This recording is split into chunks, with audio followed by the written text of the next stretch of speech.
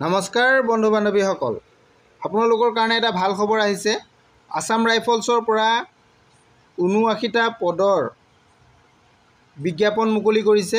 এই বিজ্ঞাপনটো কেৱল মাত্ৰ আপোনালোকৰ কাৰণে।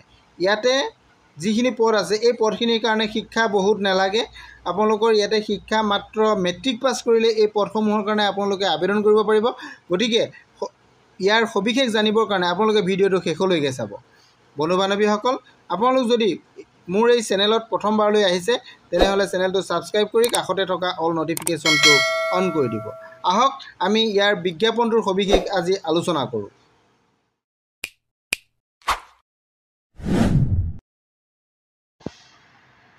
নমস্কাৰ বন্ধু বান্ধৱীসকল, আজিৰ বিজ্ঞাপনটো আপোনালোকে চাওক। আসাম ৰাইফলছৰ ফালৰ পৰা যিহেতু বিজ্ঞাপনটো আহিছে, এই বিজ্ঞাপনটো যিখিনি পদ আছে পদখিনিৰ বিতং মই আপোনালোকক জনাবলৈ চেষ্টা কৰিছোঁ। ইয়াতে মুঠ আপোনালোকৰ পদ হৈছে ৭৯টা, অৰ্থাৎ 79টা ইয়াতে মুঠ পদ আছে। পদসমূহ বিভিন্ন ভাগত ভাগ কৰা আছে, আপোনালোকে চাব পাৰিব। প্ৰথম আছে ৰাইফলমেন, আপোনালোকৰ জেনেৰেল ডিউটিৰ কাৰণে আছে। এইটো মেল আৰু ফিমেলৰ কাৰণে তাতে বেছি পদ আছে, 69টা পদ তাতে আছে। বাকী আপোনালোকৰ ৰেডিঅ' মেকানিক আছে এটা পদ, আৰু ঠিক তেনেধৰণে ৱাৰেণ্ট অফিচাৰ আছে। ৱাৰেণ্ট অফিচাৰৰ কাৰণে দিয়া আছে এটা পদ, আৰু হেভিলোড এক্স-ৰে এছিষ্টেণ্ট আছে এটা পদ, আৰু আপোনালোকৰ ইলেক্ট্ৰিচিয়ান মেকানিকেল ভেহিকলৰ কাৰণে দিয়া আছে এটা পদ, আৰু ভেহিকল মেকানিকেল ফিটাৰৰ কাৰণে দিয়া আছে এটা পদ। ঠিক তেনেকৈ প্লাম্বাৰৰ পদ আছে এটা, আৰু চাফাইৰ কাৰণে আছে 4টা পদ। এইখিনি পদ আছে। মুঠ পদ আপোনালোকৰ ৭৯টা আছে। গতিকে আপোনালোকে সকলোখিনি পদৰ কাৰণে বেলেগ বেলেগ আপোনালোকৰ ক্ৰাইটেৰিয়া আছে, কোৱালিফিকেশ্যনো বেলেগ বেলেগ হ'ব। আপোনালোকৰ যিটো ফিজিকেল ষ্টেণ্ডাৰ্ডটো প্ৰতিটো পদৰ কাৰণে বেলেগ বেলেগ হ'ব। মই আপোনালোকক বিতংকৈ জনাবলৈ চেষ্টা কৰি আছোঁ। বন্ধু বান্ধৱীসকল, প্ৰথমতে এটা কথা জনাই থওঁ আপোনালোকক, এই পদখিনিৰ কাৰণে আপোনালোকে অফলাইন আবেদন কৰিব লাগিব।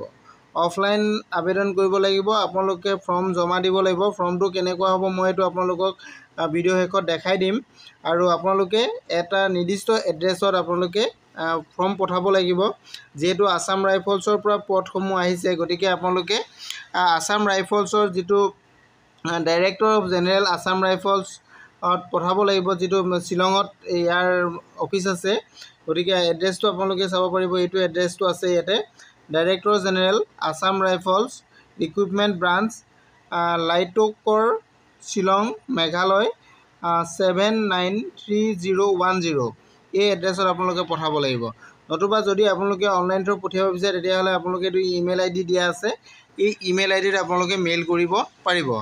ইয়াত পঠিয়াবলৈ হ'লে আপোনালোকে কি কি বস্তু পঠিয়াব লাগিব এইখিনিও আপোনালোকে চাওক। আপোনালোকৰ আবেদন কৰিবলৈ যিখন ফৰ্মেট আছে ফৰ্মেটখন ফিল আপ কৰিব লাগিব, আৰু লগতে ছেল্ফ এটেষ্টেড কপি আপোনালোকৰ ডকুমেণ্টছসমূহৰ, educational qualification certificate, domicile certificate, caste certificate, diploma, ITI বা যিকোনো ডকুমেণ্টছ আপোনালোকৰ আছে, এই সকলোবিলাক আপোনালোকে ছেল্ফ এটেষ্টেড কপি কৰি, লগতে ফটো ID, আপোনালোকৰ ফটো ID কপিও বা ফটো ID কপি, আধাৰ কাৰ্ড, পেন কাৰ্ড বা ভোটাৰ কাৰ্ড, ড্ৰাইভিং লাইচেঞ্চ ইত্যাদিও আপোনালোকে লগত পঠাব লাগিব। এইখিনি বস্তু আপোনালোকে পঠাই দিব লাগিব।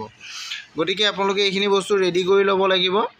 আৰু ইয়াত আপোনালোকে আবেদন কৰিবলৈ হ'লে আপোনালোকৰ পদসমূহৰ কোনটো পদত আপোনালোকে আবেদন কৰিব, ইয়াৰ কাৰণে আপোনালোকে ফিজিকেল ষ্টেণ্ডাৰ্ডটো জনাৰ প্ৰয়োজন আছে। গতিকে ফিজিকেল ষ্টেণ্ডাৰ্ড আপোনালোকৰ সকলোৱে বেলেগ বেলেগ আছে। আপোনালোকে যদি এইটো ফিজিকেল ষ্টেণ্ডাৰ্ড চাই, এইটো আপোনালোকৰ ৰাইফলমেন জেনেৰেল ডিউটিৰ যিটো পদ আছে তাৰ কাৰণে ফিজিকেল ষ্টেণ্ডাৰ্ড দিয়া হৈছে। ফিজিকেল ষ্টেণ্ডাৰ্ডটো আপোনালোকৰ কেটেগৰী ৱাইজত বেলেগ বেলেগ হ'ব, ৰিলেক্সেশ্যন পাব। গতিকে আপোনালোকে, মই জেনেৰেল যিটো হয় মই এইটো কৈছোঁ। জেনেৰেলটো আপোনালোকৰ হাইটটো দিয়া হৈছে মেলৰ কাৰণে 170, ফিমেলৰ কাৰণে 157, আৰু চেচিছটো আপোনালোকৰ নৰ্মেল হ'লে 80 হ'ব লাগিব, আৰু 5 চেণ্টিমিটাৰ বঢ়াই দিলে হ'ব লাগিব, অৰ্থাৎ 85 হ'ব লাগিব। এইটো আপোনালোকৰ জেনেৰেল ডিউটি পদটোৰ কাৰণে। নেক্সট আছে আপোনালোকৰ ঠিক তেনেকৈ যিটো ৰেডিঅ' মেকানিকেল আছে, ৰেডিঅ' মেকানিকেলৰ কাৰণেও বেলেগকৈ দিয়া আছে। ঠিক তেনেধৰণে আপোনালোকৰ এইটো জেনেৰেলত আপোনালোকে চাব পাৰে, হাইটটো আপোনালোকৰ 170 হ'ব লাগিব, আৰু যিটো আপোনালোকৰ চেচিছটো আপোনালোকৰ 80 পৰা 85 হ'ব লাগিব। এইটো উল্লেখ আছে এইকেইটা ইয়াৰে চবৰে বেলেগ বেলেগ আছে। আপোনালোকে এইখিনি গোটেইখিনি বিতংকে যিটো পদৰ কাৰণে আপুনি আবেদন কৰিব সেই পদটোৰ ডিটেইলছটো আপোনালোকে চাই ল'ব পাৰিব। ইয়াতে আপোনালোকৰ টেষ্টবিলাক কেনেধৰণে হ'ব, প্ৰথমতে আপোনালোকৰ কি হ'ব, ফিজিকেল ইফিচিয়েঞ্চি টেষ্ট হ'ব। ফিজিকেল ইফিচিয়েঞ্চি টেষ্টটো প্ৰথম হ'ব আপোনালোকৰ। তাৰপিছতে আপোনালোকৰ যিটো এজৰ কথা আহিব, ইয়াতে এজৰ কথাও আপোনালোকৰ আছে। এজৰ কথা মই আপোনালোকক ক'ম।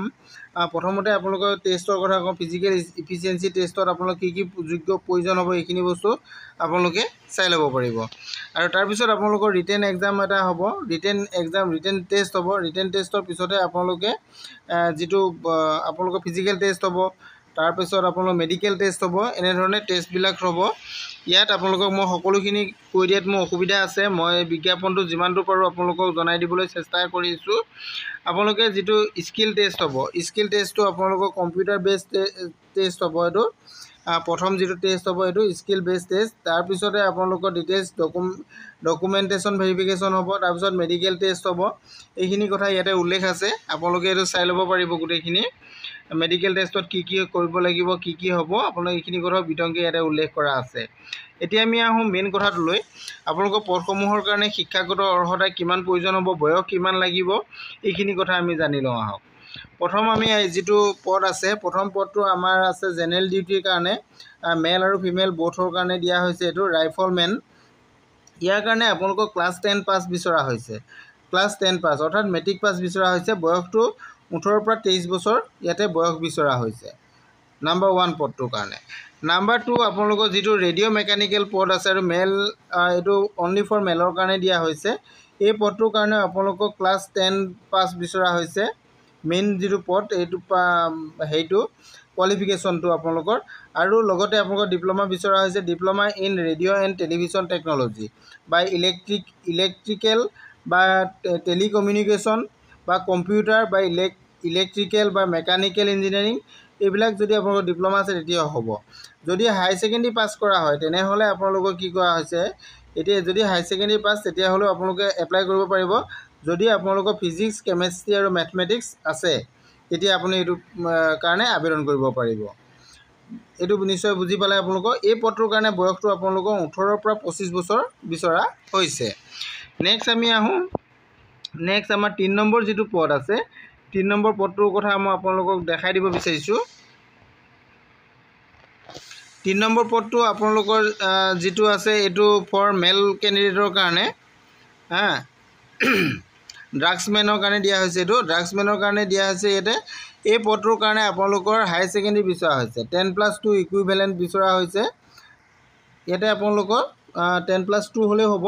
10+2 লগতে আপোনালোকৰ ইয়াতে 3 ইয়াৰ্ছৰ আপোনালোকৰ ইয়াতে এইটো আৰ্কিটেক্টছৰ আপোনাৰ ডিপ্ল'মা বিচৰা হৈছে।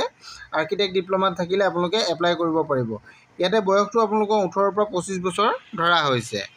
আৰু নেক্সট আমাৰ যিটো এক্স-ৰে এছিষ্টেণ্ট আছে, এক্স-ৰে এছিষ্টেণ্টটো আপোনালোকৰ 10+2 লাগিব। লগতে আপোনালোকৰ ডিপ্ল'মা ইন ৰেডিঅ'লজি থাকিব লাগিব। আৰু বয়সটো 18 পৰা 23 বছৰ বিচৰা হৈছে।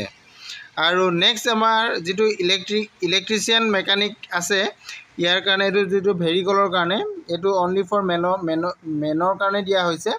এইটো ক্লাছ 10 পাছ হ'ব লাগে। এইটো উল্লেখ আছে ক্লাছ 10 হ'ব লাগিব। আৰু লগতে আপোনালোকৰ ইয়াতে ইণ্ডাষ্ট্ৰিয়েল ট্ৰেইনিং ইনষ্টিটিউটৰ পৰা চাৰ্টিফিকেট ল'ব লাগিব মটৰ ভেৰিকলৰ যদি চাৰ্টিফিকেট আছে তেতিয়া আপোনালোকে আবেদন কৰিব পাৰিব। আৰু পদটোৰ কাৰণে বয়স আপোনালোকৰ 18 পৰা 23 বছৰ ভিতৰত হ'ব লাগিব। নেক্সট আছে ভেৰিকল মেকানিকেলৰ কোৱালিফিকেশ্যনটো আপোনালোকৰ ক্লাছ 10 পাছ, লগতে আপোনালোকৰ উইথ ইংলিছ, মেথমেটিক্স এণ্ড ছায়েন্সৰ ডিপ্ল'মা থাকিব লাগিব। ছায়েন্স ডিপ্ল'মা ITI চাৰ্টিফিকেট থাকিলেও আপোনালোকে এই পদৰ কাৰণে আবেদন কৰিব পাৰিব। ইয়াতে আপোনালোকৰ বয়সটো 18 পৰা 23 বছৰ বিচৰা হৈছে। এইকেইটা পদ আছিলে। নেক্সট আছিলে আপোনালোকৰ প্লাম্বাৰৰ পদ আছে, যিটো মেলৰ কাৰণে দিয়া হৈছে। প্লাম্বাৰ পদটোৰ কাৰণে ক্লাছ 10 আপোনালোকে পাছ হ'ব লাগিব। ইয়াতে আপোনালোকৰ প্লাম্বাৰ ডিপ্ল'মা বিচৰা হৈছে। চাৰ্টিফিকেট বা প্লাম্বাৰৰ ডিপ্ল'মা আপোনালোকৰ যদি আছে বা কাম কৰাৰ অভিজ্ঞতা যদিও আছে তেতিয়াহ'লেও আপোনালোকে এইখিনি প্ৰডিউচ কৰিব পাৰিব। ইয়াতে আপোনালোকৰ বয়সটো 18 পৰা 23 বছৰ বিচৰা হৈছে। নেক্সট আছে আপোনালোকৰ চাফাইৰ কাৰণে যিটো পদ আছে, এইটোৰ কাৰণে আপোনালোকৰ অনলি ফৰ মেট্ৰিক পাছ কৰিলেই আপোনালোকে আবেদন কৰিব পাৰিব। ইয়াতে মুঠ 4টা পদ যিহেতু আছে আৰু ইয়াৰ বয়সটো 18 পৰা 23 বছৰ হ'লে আপোনালোকে আবেদন কৰিব পাৰিব। আপোনালোকে এইখিনি কথা শিক্ষাগত অৰ্হতা বয়সৰ কথা সকলোখিনি কথা জানিব পাৰিলে এতিয়া আমি ইয়াত যিখিনি ফৰ্ম আছে ফৰ্মখন আপোনালোকে কেনেধৰণে ফিল আপ কৰিব ফৰ্মখন কেনেকুৱা ধৰণৰ হ'ব মই এইকেইটা দেখাই দিছোঁ চাওক। ফৰ্মখন হ'ল আপোনালোকৰ এইখন যিখন এপ্লিকেশ্যন আপোনালোকৰ ফৰ্ম এইটো এপইণ্টমেণ্ট পাৰ্ট 1 বুলি যিখন ফৰ্ম দিয়া আছে এই ফৰ্মখন আপোনালোকে এনেধৰণে ফিল আপ কৰিব লাগিব। ইয়াত দিয়া আছে ফৰ্মখন এই ফৰ্মখনত দিয়া ধৰণে আপোনালোকে ফিল আপ কৰিব লাগিব। আৰু এই ফৰ্মখন আপোনালোকে ক'ত পাব আপোনালোকে ফৰ্মখনৰ কাৰণে অফিচিয়েল ৱেবছাইটত গ'লেও আপোনালোকে পাই যাব। অফিচিয়েল ৱেবছাইটত আপোনালোকে ইয়াৰ ফৰ্মৰ ডিটেইলছ পাব আপোনালোকে তাৰ পৰা গৈ ল'ব পাৰিব। নহ'লে আপোনালোকে মোৰ ভিডিঅ' শেষত কমেণ্ট কৰিব মই আপোনালোকক দিবলৈ চেষ্টা কৰিম। আৰু আমি এতিয়া মেইন ইম্পৰ্টেণ্ট কথাটো আপোনালোকক জনাবলৈ আহিছোঁ যে এই পদখিনিৰ কাৰণে আপোনালোকৰ লাষ্ট ডেটটো কেতিয়া হ'ব। লাষ্ট ডেটটো আপোনালোকে চাওক আবেদনৰ অন্তিম তাৰিখটো ইয়াতে দিয়া হৈছে যে 21 জুলাই 2025। গতিকে আপোনালোকে 21 জুলাই আগত ইয়াত ফৰ্ম জমা দিব লাগিব। তাৰপিছত যদি ফৰ্ম জমা দিয়ে তেনেহ'লে আপোনালোকৰ ইয়াতে কোনো গ্ৰহণযোগ্য নহ'ব বুলি ইয়াতে উল্লেখ কৰা আছে। গতিকে আপোনালোকে কথাখিনি জানিব পাৰিলে আৰু যদি সবিশেষ জানিব বিচাৰে তেনেহ'লে মোৰ ভিডিঅ' শেষত আপোনালোকে কমেণ্ট কৰিব মই আপোনালোকক জনাবলৈ চেষ্টা কৰিম। আজিলৈ ইমানেই। Thank U.